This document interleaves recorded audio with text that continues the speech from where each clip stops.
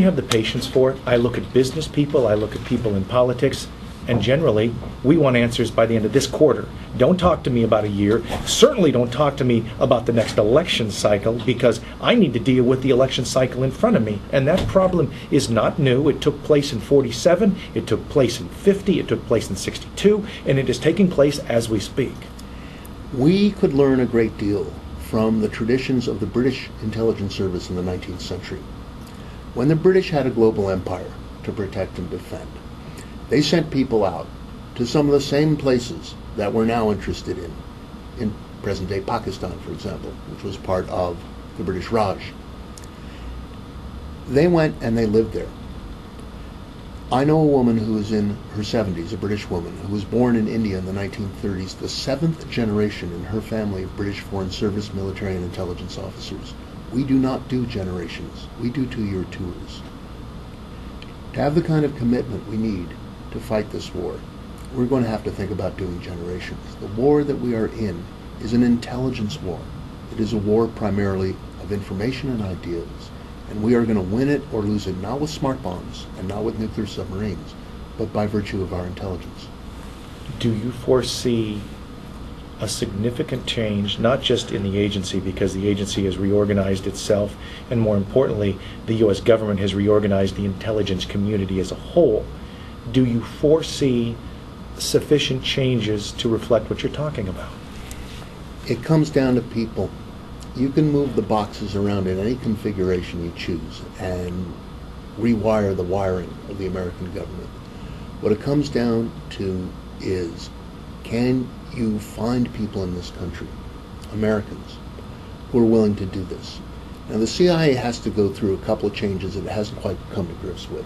For example, let's say you are a loyal, patriotic, God-fearing Arab American from Dearborn, Michigan, and there are tens of thousands of such people in their teens, their 20s, their early 30s, and they are from all walks of life.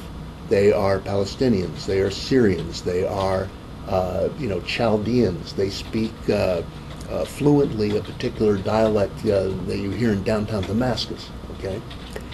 Now, if I'm somebody like that and I walk into the agency and I pass the written exam, what's the next thing that's going to happen? They're going to strap me on the lie detector and ask me the following question: do you have family living overseas? And if the answer is no, you're gone. You're out. You're a security risk. This is an example of how security and efficiency are two different things, as we're often reminded when we go to an airport nowadays. That's got to change. I'm sitting quietly because I recall being strapped to the box on a couple of occasions. The polygraph is required of every Central Intelligence Agency employee, and as I recall, they require updates every, I think it's 3 years. I'm trying to remember. It used to be 5, now it's 3, right? And they dropped it back to 3 years.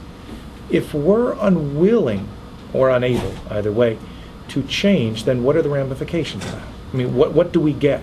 Well, frankly, you cannot work in downtown Damascus if you look like you just came off the bus from Fargo, North Dakota. Yeah, sure, hard. You betcha. And, this is not about singing Kumbaya in the name of diversity. The CIA really does have to look like the rest of the world. And it has to speak the world's languages. And we can recruit people who can do this, but they are hard to come by and they are hard to retain. Or we can do what we've done in the past, which is to rely on, quote, friendly, unquote, foreign intelligence services. And are there any foreign intelligence services who are in fact friendly? No, there's no such thing. When you brought that up, we talk about our relationship with the Israelis, with the Brits, even the Brits, the Pakistanis, and the Pakistani ISI and others, and I try to think about that.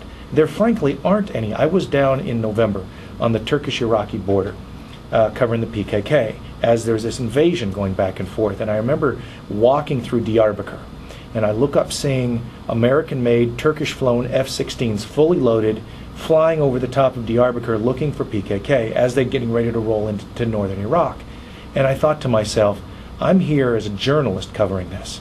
I wonder how many agency guys are actually around me. And I had a bad feeling there probably weren't very many. You know, people are shocked when you tell them that there are somewhere less than 3,000 officers in the clandestine services, CIA. And how many of those guys are actually at Langley at any one time? Too many. It's very difficult to do this kind of work. The degree of difficulty cannot be overstated. But we are a superpower. What superpowers do is project their power beyond their borders.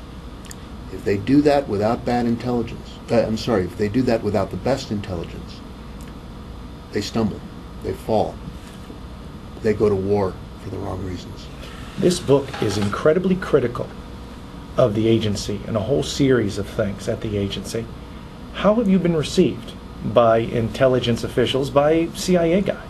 Well, I've gotten probably around 100 letters, emails, communiques of various kinds from present and former agency people who are saying the common thread is, you know what, that was very painful reading your book. That was brutal, but that's what it's like. There has been an official response from the agency, a press release posted on the web. How'd that go? They didn't, not so good. What? They didn't like it? You know, and no, I understand no flowers why. Like the invasion of Iraq? I understand why.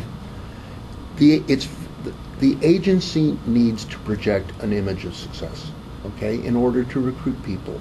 But we also need to understand our own history. You know, I worked as a reporter in Washington for a long time, 15 years, and about the most contemptuous thing you can say about anything or anyone in Washington is, that's history. He's history, okay? But our own history as a superpower in the realm of intelligence, and intelligence touches diplomacy, it touches military operations, it touches who we are as a people when we project power overseas. The fact is we're not very good at this, and we need to get good. Tim Weiner is my guest, again, a Pulitzer Prize-winning journalist. He's going to be at the downtown Minneapolis Public Library at 7 p.m. tonight. The name of the book, Legacy of Ashes. Thank you very much for coming in studio. It's been a pleasure. Thanks a lot.